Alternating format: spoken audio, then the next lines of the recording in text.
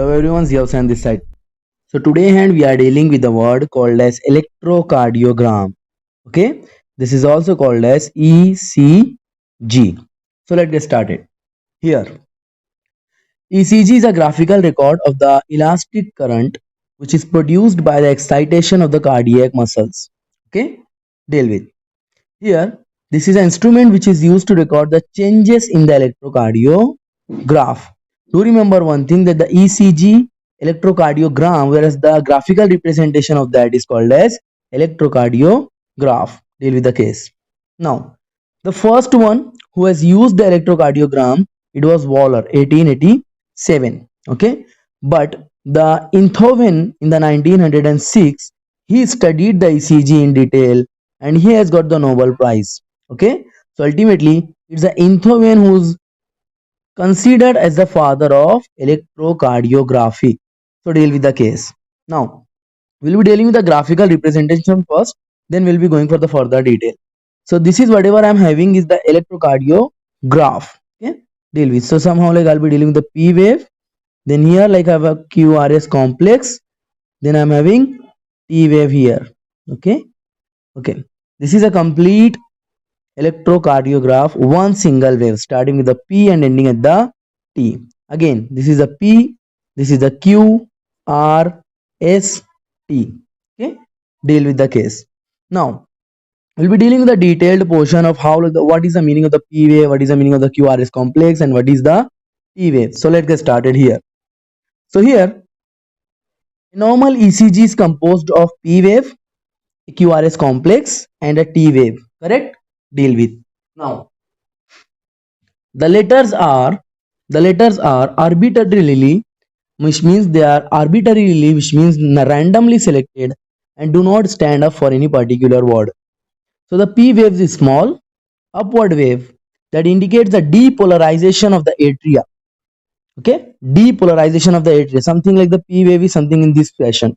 So it is indicating the depolarization of the atria, which is also called as atrial contraction. Okay, and it is caused by the activation of SA node. Do remember one thing, SA, then AV, and then bundle of His. So we'll be dealing with them.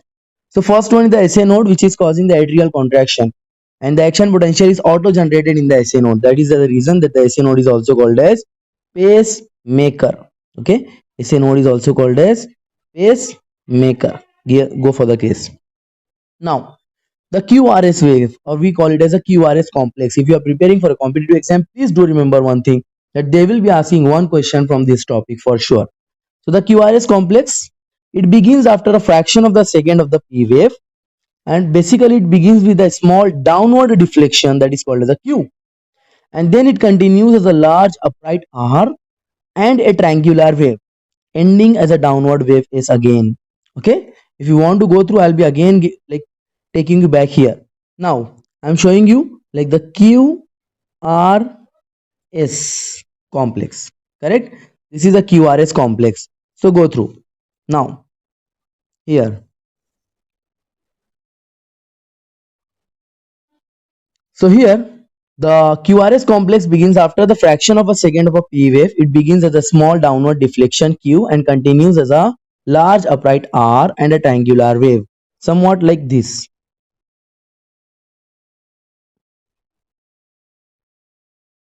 Okay, deal with. So this is Q, this is R, and this is S. Correct? Okay, QRS complex. So here, what does a QRS complex means? So basically it represents the ventricular depolarization, or what we call as the ventricular contraction or the ventricular systole. Okay, ventricular systole.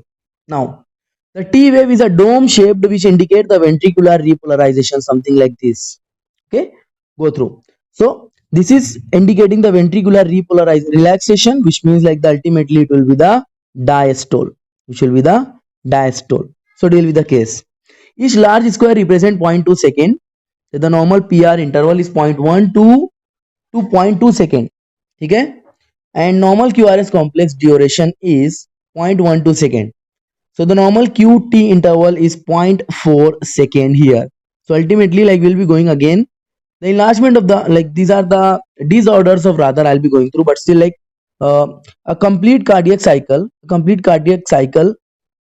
lasts about zero point 0.8 second. Okay, the complete cardiac cycle lasts about 0.8 second, in which like the 0.4 second will be the joint diastole and the rest 0.4 second will be generation of the action potential and the systolic and the diastolic configuration of the atrium. First from the P wave, then the QRS complex is the ventricle systole, then the T is the ventricular diastole. Now here the enlargement of the P wave indicates the enlargement of the atria. Okay, the enlargement of the P wave indicates the enlargement of the atria. And during atherosclerotic heart, which means deposition of cholesterol, fat, lipid, or any other molecule in the heart, atherosclerotic heart disease, and the rheumatic fever, the P to R interval is lengthened. And this is due to the inflammation of the atria and the AV node. Please do remember atrioventricular node and the atria, basically the right atrium. Then the second disorder, the enlarged Q and R waves indicate a myocardial infarction, which means a heart attack. Myocardial infarction means the heart attack. Here, the S to T segment is elevated in an acute myocardial infection and depressed when the heart muscle is not receiving enough oxygen, which means it is receiving insufficient oxygen. So the S to T segment is elevated whenever the myocardial infarction is there, and it will be depressed whenever the heart muscle is not receiving the enough sufficient oxygen. The last but not the least one, it is a T wave. So the T wave is flat when the heart muscle receives the insufficient oxygen, as in the atherosclerotic heart disease. It may be elevated whenever the body's potassium level is increased. Please do remember one thing, whenever the body's potassium level is increased, the T wave will be elevated, something like this. Okay, whenever the T wave is inflated, do remember one thing, that the potassium level in the blood has been increased. And whenever like the ECG of person to be recorded, basically here like the leads or the electrodes are attached to the arms and the legs. Do remember one thing, like the first electrode will be in the first right wrist, the second electrode will be in the left wrist, and the third will be in the left ankle. And if you do have the fourth one as well, the fourth one will be in the right ankle. So go through the case. It is done after the lining, and it is done after the lining and putting in special jelly which improves the electrical conduction. Okay, so whenever we are attaching the electrodes with the body, we have to use a jelly as well, which is improving the electrical conduction. With the help of the rubber suction pump, and additional electrode is also placed on the chest.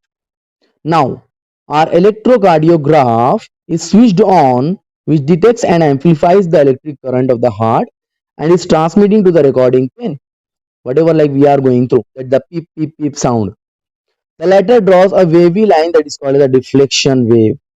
A wavy line that is called as a deflection wave. So what is the importance of ECG?